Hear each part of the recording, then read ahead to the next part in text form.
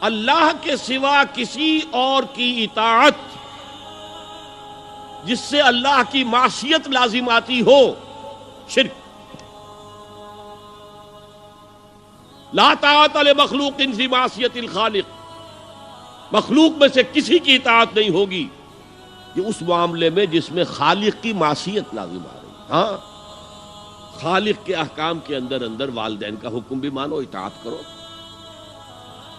اساتذہ کا حکم مانو، کسی اور کو اپنا لیڈر مانا ہے اس کا حکم مانو، لیکن ناٹ بیونڈ وہ جو سرکل ہے کتاب و سنت کا، اس سے باہر نہیں۔ لا طاعت لمخلوق فی معصیت الخالق، یہ آپ الجبرے کے فارمولے کے طور پر اپنے سامنے رکھیے۔ اب اسے اپلائی کیجئے، جیسے فارمولوں کے ذریعے سے پھر بڑے بڑے وہ سم جو ہے وہ حل کیے جاتے تھے سوالات۔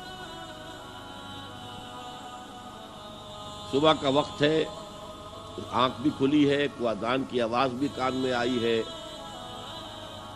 آپ کا نفس کہتا ہے ابھی سو جی۔ آپ نے اپنی چادر یا کمبل کو درست کیا اور کروٹ لی اور سو گئے۔ یہ کیا ہے؟ آپ نے کس کا حکم پیچھے پھینکا اور کس کا حکم مانا؟ اللہ کے حکم کو پیچھے پھینک دیا، نفس کے حکم کو آگے رکھا۔ یہ شرک، اس شرک کو جاننے والے بہت کم ہیں۔ مولانا روم نے خوب کہا تھا، نفس ما ہم کم ترس فرعون نیست لیکن اورعون ایراعون نیست۔ میرا نفس بھی فرعون سے کم نہیں ہے۔ فرعون نے کہا تھا نا الیس لی ملک مصر وہذہ الانہار تجری من تحتی، کیا اس ملک مصر کی حکومت میری نہیں ہے؟ اور سارا جو یہ آپ پاشی کا نظام ہے، انہار کا نظام ہے، وہ میرے کنٹرول میں نہیں ہے؟ جس کا چاہوں موگا کھلا رکھوں، جس کا چاہوں بند کر دوں۔ یہ تھا خدائی کا دعویٰ، انا ربکم الاعلی۔ تو مولانا روم کہتے ہیں میرا نفس بھی اس سے کمتر نہیں ہے۔ وہ کہتا یہ جسم میرا ہے، اس پر میرا حکم چلے گا، میں نہیں جانتا کون اللہ کون رسول، کیا حرام کیا حلال۔ تو فرعون سے کم تو نہیں ہے میرا نفس، لیکن اورعون اس کی بہت مدد تھی، فوج تھی، لاؤ لشکر تھا، تو اس نے زبان سے بھی کہہ دیا کھل کر انا ربکم الاعلی۔ میں مسکین ہوں، غریب ہوں، میرے پاس کوئی طاقت نہیں ہے، میں زبان سے تو کچھ نہیں کہہ سکتا، اندر سے میرا نفس یہی کہتا۔ یہ نفس کی حکومت قرآن کہتا ہے، میں حیران ہوتا ہوں، دو جگہ یہ مضمون آیا ہے، ارأیت من اتخذ الہہ ہواہ افانت تکون علیہ وکیلا۔ اے نبی تم نے دیکھا اس شخص کو، اس کے حال پر غور کیا جس نے اپنی خواہش نفس کو اپنا الہ بنا لیا ہے۔ اللہ اکبر، الہ، لا الہ الا اللہ، کلمہ توحید کا مرکزی لفظ یہاں آ رہا ہے، من اتخذ الہہ ہواہ، جس نے اپنی خواہش نفس کو اپنا معبود بنا لیا، الہ بنا لیا۔ افانت تکون علیہ وکیلا، کیا آپ ایسے شخص کی کوئی ذمہ داری لے سکتے ہیں؟ سود حرام ہوا کرے جی، حرام ورام،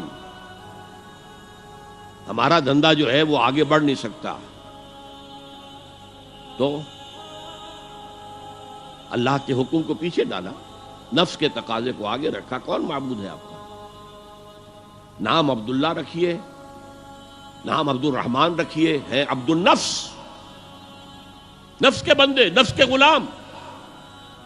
یہ میں نے یوں سمجھیے کہ جیسے میں نے ہجرت اور جہاد کی ڈیفینیشنز کی تھی۔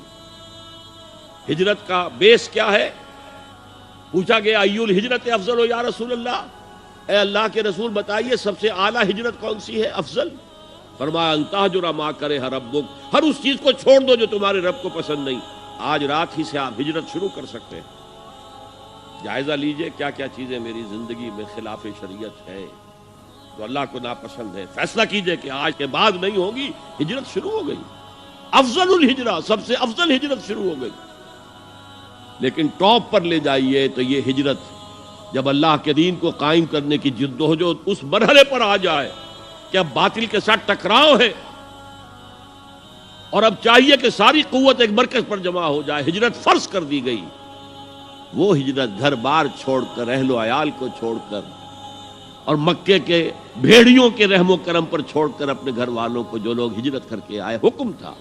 ہجرت مدینہ فرض تھی، ہجرت حبشہ فرض نہیں تھی، صرف اجازت تھی کہ جن سے سختیاں نہیں جھیلی جا رہی مزید وہ چلے جائیں۔ تو ہجرت کا یہ ابتدائی نقطہ، انتہا یہ جہاد، المجاہد من جاہد نفسہ، جہاد تو یہاں سے شروع ہو گیا، اپنے نفس کے خلاف جہاد کرنا۔ صبح نفس نے کہا ابھی سو جاؤ، آپ نے نفس کی بات کو رد کیا، اپنا کمبل اٹھا کے پھینکا، اٹھے، وضو کیا، نماز کے لیے آپ مسجد چل دیے، آپ نے جہاد کیا نفس کے خلاف۔ یہ افضل الجہاد ہے، اور سب سے چوٹی اوپر یہ ہے کہ جب وہ حق و باطل کی جنگ ہو تو جان ہتھیلی پر رکھ کر میدان میں حاضر ہو جاؤ۔